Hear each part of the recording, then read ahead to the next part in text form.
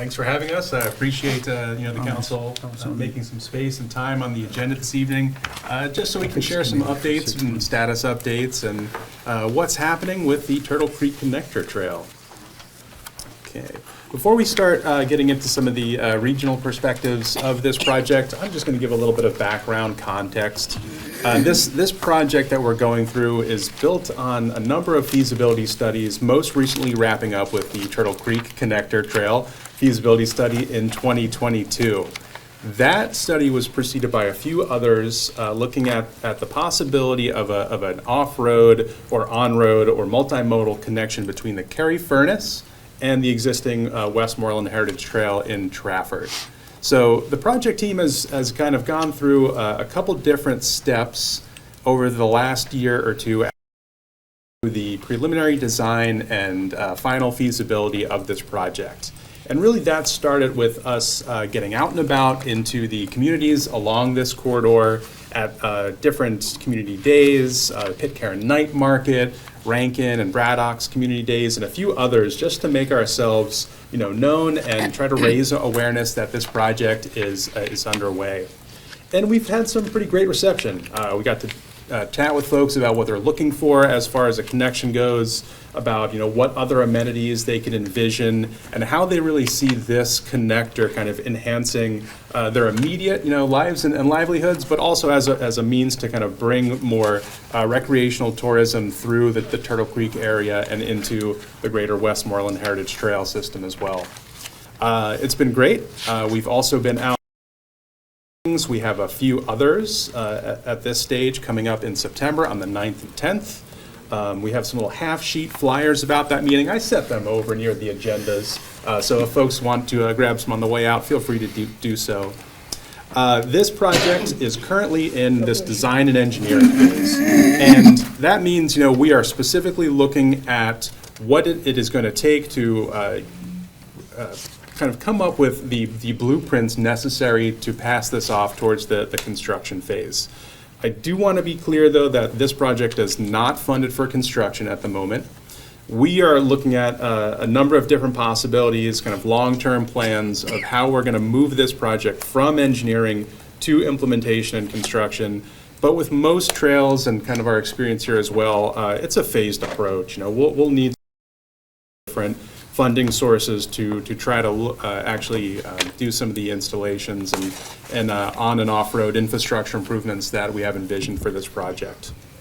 So with that, I'm going to turn it over to Katie to talk about the project in the regional context, and we'll bounce around between me and Chad a little bit more. Yeah, great. Thanks, Chris. Appreciate it. So this project, obviously, it is in with a lot of other projects that we have going on and networks throughout the county here. So a couple of different things that the Turtle Creek Connector Trail connects to would be the Three Rivers Heritage Trail. That is a trail that Friends of the Riverfront develops, manage, and maintains. So we have about 35 miles of trail that is mostly located downtown. We've really solidified that. We've looked to expand connectivity outward. So this project also connects into the Great Allegheny Passage and into the VOP Trail, which we have taking place. We're also in design engineering with that, and that's the Verona, Oakmont, Penn Hills, and Plum Trail. And ideally, we would love to make a connection to Monroeville through Boyce Park for that trail as well. Thanks, Katie. As Katie mentioned, this piece of the puzzle really has some really strong regional significance. Without this piece, we're missing a connection between all the communities of the Turtle Creek, the Westmoreland Heritage Trail, and the Carrie Furnace. And at some point, once the metal bridge comes into fruition, that connection from Carrie Furnace over the river to the Great Allegheny Passage. From there, we have the opportunity to connect users on the Great Allegheny Passage the whole way to DC, back to Pittsburgh, and into the Erie to Pittsburgh Trail System and a few others. So this is just a slide on the screen right now showing where we are in this process. as most folks probably know, the design and engineering part of the process takes some time. We're being deliberately kind of slow in this process to make sure that we're pulling in all the public input that we can. And we're not trying to rush this process, so we're looking at all of our different options for alignments. We've selected a primary alignment, and we're pushing it through the design phase at this point. We have landowners along this corridor that we're also in discussions with, most notably Norfolk Southern. And those discussions so far have been pretty optimistic. Representatives from Norfolk Southern have been out on the corridor with some of the project team, looking at the alignment, discussing the possibility of conveying this corridor to trail use in the future. As with everything else, we'll see where this goes. Nothing is actually definite until that paper has been signed, and we're still a little ways out from that process.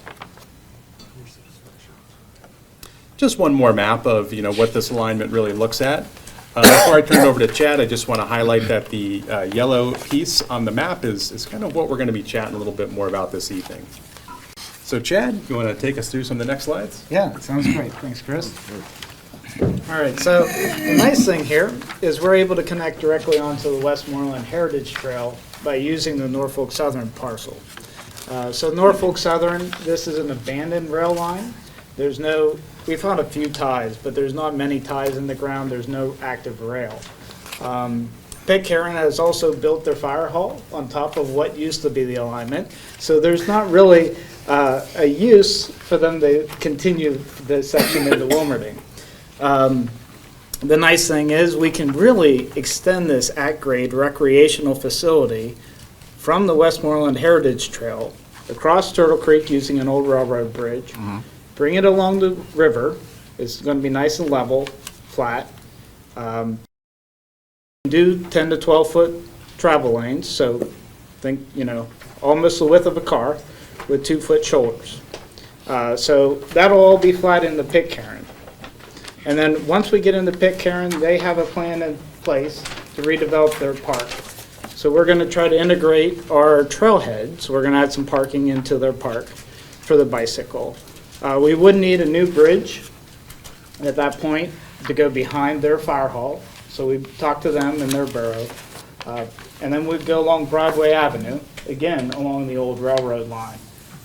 So the nice thing is, Norfolk Southern owns it. Once we get over past Pitcairn, we do end up with a hill. This wouldn't be Pittsburgh without one hill. So the things there, we're going to keep it at a... So if you imagine 1 foot vertical to 20 foot horizontal, 5% grade. And the reason for that is you want it ADA compliant. But you can go a little steeper, but you end up with those landings. So if you've been in some of the ramps around downtown, they go up and then they land, and then they go up and they land. That's for the wheelchairs. But if we can keep it a nice constant grade, it'll be a little bit smoother for users that run, roller skate. You get more of a gentle mix of users. So that's our plan. We're going to do a little hill, come down into Wilmerding. So you'll have a whole section is off alignment. It's going to have that feel of a park extension. So that's this typical here. 10 foot is enough for people to pass. So, you might get queued up blocker, but eventually you'll get around them. If we went with 12 foot, you could have a person on the left, the right, and the center. So that's the only real kind of question is the width here. Obviously on the flat, it's not as big of a problem. So this is just an overview of the alignment. So some of the reasons this works for Norfolk Southern is it's not against their main line. This was a siding that went over to Pitcairn. So we have some imagery here of a rendering of the Pitcairn Park and then what it'll look like along Broadway Avenue using a strip that's technically in Monroeville, but it's against the Pitcairn Broadway Avenue. Pitcairn currently leases that from Norfolk Southern, but we'd have to. So that's the section that connects This is the Pitcairn Park. So they have some additional access that they're going to have to their park building. That's dashed here in yellow. And then you can see their fire hall where the trail kind of bends around, and it'll go across the creek there. Yeah, this is the trailhead. So that basketball court's existing, so the other features would be proposed. So we have to integrate that into their plan. We have their plan, we just have to modify ours a little bit.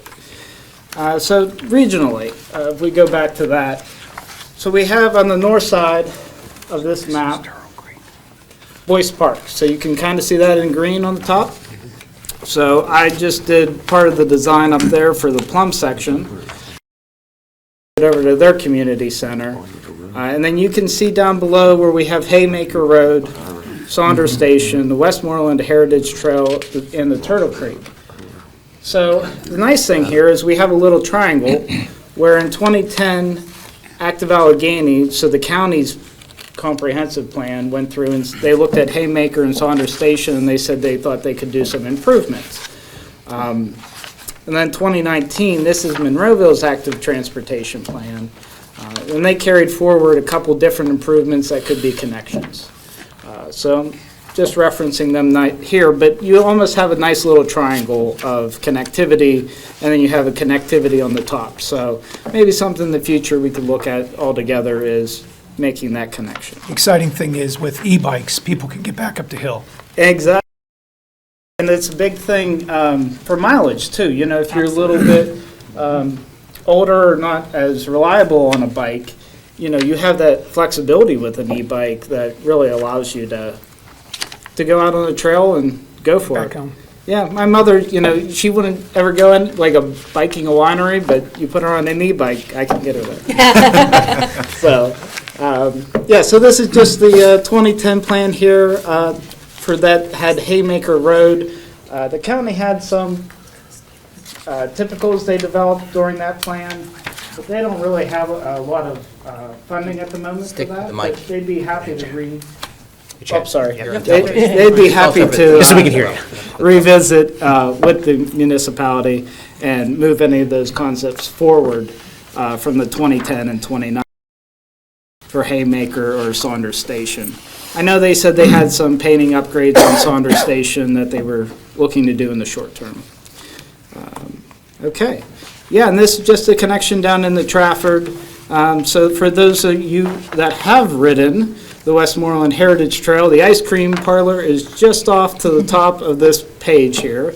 And then where it starts in blue is what Norfolk Southern says is active rail. They hardly ever back a train up that far, but that's one section. That's called the Turtle Creek Branch. And then you go through what used to be the Westinghouse plant, underneath the Fifth Avenue Bridge, across an old railroad bridge, and then onto a siding, and then onto what they used to call the East Pittsburgh branch. And that's behind the Shop and Save and Haymakers. But you can also see, There's a bridge down there. Bridge, the bus garage, yes. yeah, right at the bus garage, there's an old bridge that serviced the plan. It's a pretty big truss. So our next steps is really to do some more field views. We field viewed about a month ago down past the golf station. Driving range? McDane's, that's it. So we walked down to McDane's, Mosside Boulevard. We pulled the, PennDOT right away from Mosside Boulevard. So we have some options to use some public right away. We've been in discussions with PennDOT on some other sections, so that's just something we're going to circle back on with them. We got some pavement markings put in as part of their PennDOT's plan over in East Pittsburgh.